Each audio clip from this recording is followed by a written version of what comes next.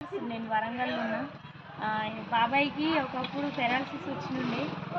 నేను evening time night time Suresh sir వాళ్ళ నాన్నగారు నిజంగా సార్ రాలేదు చెప్పినప్పుడు నమ్మక. సార్ హైదరాబాద్లోనే ఉండు, కానీ నేను హేమలత మేడం ఇద్దరం కలిసి వచ్చి ఇచ్చినాము. నడవలేని పరిస్థితి, మంచం మీదనే ఉంటుండే.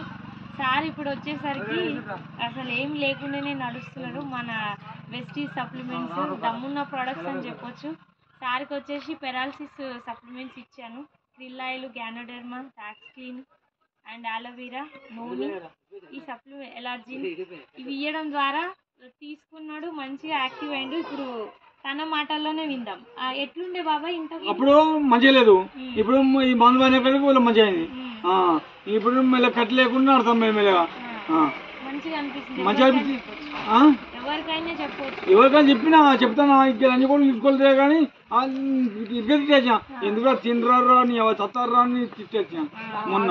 ఇప్పుడు నడిచి చూద్దామా మనం? నడుతా.